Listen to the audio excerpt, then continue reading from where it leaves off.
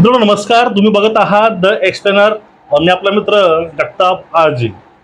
बघा, जर वेळीच तोडगा जर नाही काढला तर त्याचा फटका हा महायुती सोबतच शरद पवारांच्या महाविकास आघाडीला सुद्धा पडणार. त्यामध्ये 100% गॅरंटी आहे. त्यामध्ये नाहीची शंका काहीच नाही.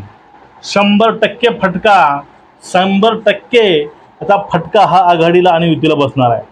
मित्रांनो बघा, आता ज्या वेळेस जर तोडगा काढायला विलंब होतो सध्या, आणि खास करून यामध्ये महाविकास आघाडी सुद्धा इन्व्हॉल्व आहे की काय, असं लोकांच्या मनामध्ये एक परसेप्शन सेट झालेलं आहे. आता बघा, ज्या वेळेस राज्यभर पाटलांचा दौरा होता तर त्या दौऱ्यामध्ये मराठा मन एकमेकाला जोडले गेले आणि समाज हा एका रेषेमध्ये, एका रांगेमध्ये असा कोट्यावधी समाज एकत्र आला. आणि हा एकत्र समाज घेऊन जरांगे पाटलांनी एल्गार फुंकला आणि त्यामुळं सत्ताधाऱ्यांची खुर्ची डगमगू लागली, हलू लागली.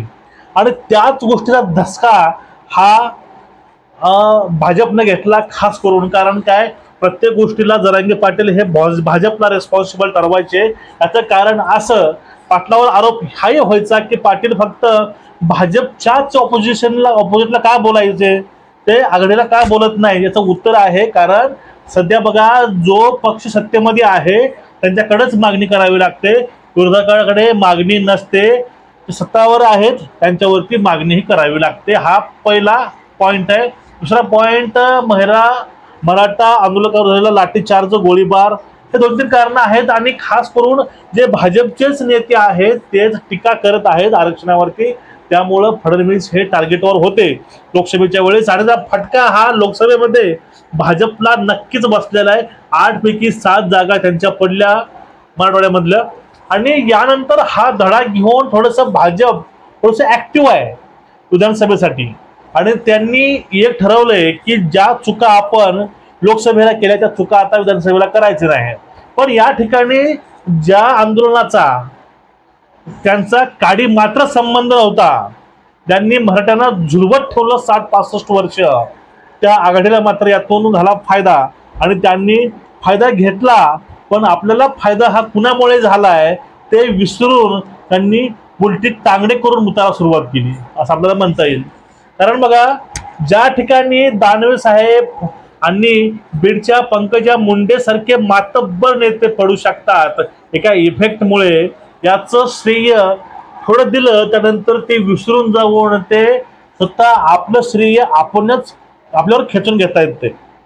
आणि ज्या प्रकारे आपल्याला यश मिळालं लोकसभेला, मग आपलं एक मूलभूत कर्तव्य होतं, ज्या समाजामुळे आपल्याला यश मिळालेलं आहे आणि त्या समाजाकरता आपण थोडा आपला आवाज उचलायला पाहिजे. पण असा आवाज हा महाविकास आघाडीनं सुद्धा उचललेला नाही. परिणामी लोकसभेचे जे गणित बदलले होते ते गणितच आता विधानसभेत सुद्धा बदलणं चालू आहे. आता सगळ्यात विषय काय की सर्वांना प्रश्न पडतो, फक्त मराठा समाज काय करू शकणार आहे, एकटा समाज एवढं मोठं चॅलेंज स्वीकारू शकतो का, याची पण व्यवस्था जरांगे पाटलांनी केलेली आहे. ते पण सिस्टमॅटिक आणि सर्वांना सोबत घेऊन आणि विश्वासामध्ये घेऊन. एवढं आंदोलन पेटायचं कारण फक्त एकच आहे, तो म्हणजे विश्वास. आणि तो विश्वास दाखवलाय पाटलांनीही आणि जनतेनेही पाटलावरती. त्या गोष्टीमुळे सध्या पाटील हे प्रत्येकाच्या मनामध्ये घर करून आहेत आणि प्रत्येकात त्याच्या पाठीमागे सध्या आज सुद्धा खंबीरपणा उभा आहे.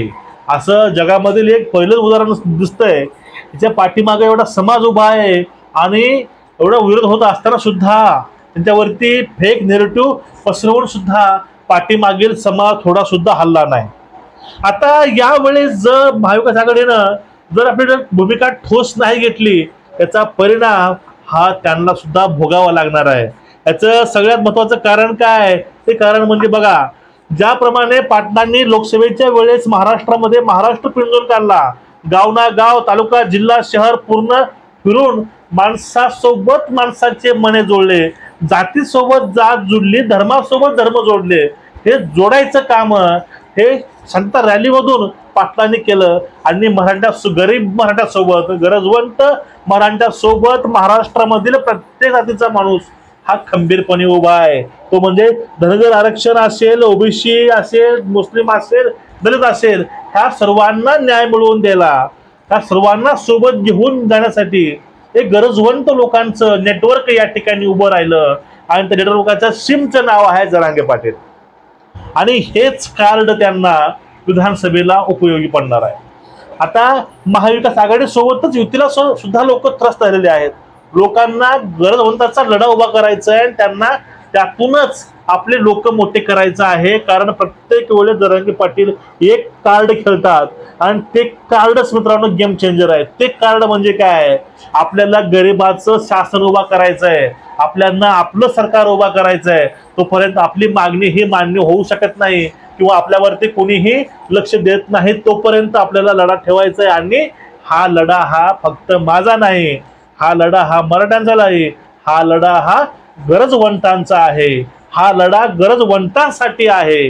हे लोकांच्या मनामध्ये त्यांनी सेट केलं आणि लोकांना ह्या गोष्टी कळून चुकल्या.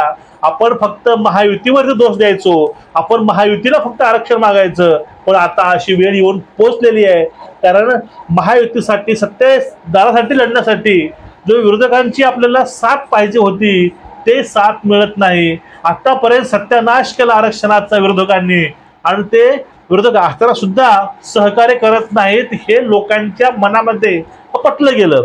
आतापर्यंत जे लोक म्हणायचे जरांगे पाटील हे शरद पवारांचा माणूस आहे, त्याच लोक आता आपल्या तोंडामध्ये बोट घालून घेत आहेत. कारण महाराष्ट्रामध्ये ज्याप्रमाणे भाजपचे लोक फिरत नव्हते, त्यांना अडत होते, तशाच प्रकारे सध्या महाराष्ट्रामध्ये महाविकास आघाडीचे, राष्ट्रवादीचे, सेनेचे आणि काँग्रेसच्या नेत्यांना अडवणं, त्यांच्या पुढे काळे झेंडे दाखवणं, त्यांना जाब विचारणं हे आता महाराष्ट्रामध्ये चालू आहे. आता मला त्या लोकांना प्रश्न विचारायचा आहे, त्या लोकांनी आतापर्यंत पाटलांना बदनाम करायचं काम केलं काय म्हणून की जरांगे पाटील हा अमुक लोकांचा माणूस आहे, त्या अमुक यांचा माणूस आहे. पण आता पूर्ण महाराष्ट्राला कळून चुकलं असेल की जरांगे पाटील हे फक्त या नेत्याचा नाही किंवा समज नाही, तो गरजवंतांचा आहे, मराठ्यांचा नाही. जे गरजवंत लोक महाराष्ट्रामधील आहे त्यांचे हे जरांगे पाटील आणि मराठा समाज आहे हे पूर्ण महाराष्ट्राला कळून चुकलेलं आहे. आणि विधानसभेसाठी त्यांनी असं कार्ड खेळलेलं आहे. ते कार्ड प्रथमतः भाजप शिंदे सरकार सोबत होतं, पण तेच कार्ड आता पडत आहे ते म्हणजे माननीय महाविकास आघाडीचे नेते, मातब्बर नेते यांच्या विरोधामध्ये. आणि ज्या कार्डच्या माध्यमातून लोकसभेला हार पत्करलेली आघाडीला युतीला, तीच हार आता महाविकास आघाडीच्या सुद्धा वाटेला येऊ शकते, येणारच. यासाठी सुद्धा आता शरद पवार पुरते सतर्क झालेले आहेत. आणि पवारांना माहित आहे आता आपलं काही खरं नाही. फक्त मराठा समाज एकटा नाही, सोबत धनगर समाजही आहे, ओबीसी आहे, मुस्लिमही आहे. कारण ओबीसींना कळून चुकलंय आपला कोण परका कोण, आपला फक्त वापर करून कोण घेतंय. कारण काय, एक लहान उदाहरण बघून घ्या.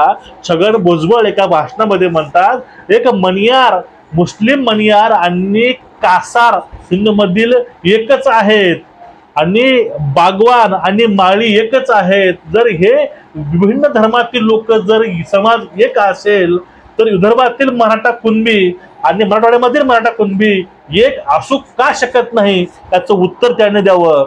यामुळं लोकांना समजून चुकलंय की भुजबळ फक्त राजकारण करत आहे. त्यामुळं जरांगे पाटलासोबत हा पूर्ण समाज ठामपणे उभा आहे. आणि आता महाविकास आघाडीला 29 तारखेला समजून जाईल की पाटलांची भूमिका काय असणार आहे. तर पाटलांची भूमिका हेच असेल 288 लढायच्या त्यावेळेस एक महाराष्ट्रामध्ये संभाजीराजे, जरांगे पाटील आणि राजरत्न आंबेडकर यांची युती होऊन सर्व जातीमधील उमेदवारी गरजवंतांना मिळून जाईल. आणि याचा धसका नक्कीच युतीला आणि आघाडीला हा घ्यावाच लागणार आहे. तुम्ही कितीही योजना आणा किंवा तुम्ही काहीही बोला, पण एक इफेक्ट असतो, एक लाट असते. त्या लाटीमध्ये सर्व काही वाहून जातं आणि ती वाहून न्यायचं काम यावेळेस मराठे सर्वांना सोबत घेऊन करणार हे मात्र नक्की. आणि सध्याची जी हालचाली चालू आहेत, ज्या पाटलाच्या रॅल्या चालू आहेत, ज्या गर्द्या चालू आहेत, त्या गर्द्या रॅल्या बघून एक धसकी घेतलेली आहे युतीने आणि आघाडीनं की आता युतीसोबत आपले काय खरं नाही. कारण पाटलाची भूमिका ही बदललेली आहे. पाटलाची भूमिका जी लोकसभेला होती त्याचा फायदा आपण घेतला, पण आपण त्यांना सहकार्य केलं नाही हे गोष्ट सुद्धा शरद पवारांना कळली असावी. त्यामुळं आता महाविकास आघाडी आणि युती ह्या दोघांवरती सुद्धा टेन्शन वाढलेलं आहे आणि ते टेन्शन दिनांक 29च्या नंतर महाराष्ट्राला समजून जाईल। तुमचं एकूणच या विषयावरती मत काय नक्कीच व्यक्त व्हा, कमेंट करा। व व्हिडिओ आपला आवडला असेल चॅनलला सबस्क्राईब करा, व्हिडिओ शेअर करा आणि एक लाईक आणि छानशी कमेंट मात्र नक्कीच करा। नमस्कार, जय हिंद, जय महाराष्ट्र, वंदे मातरम।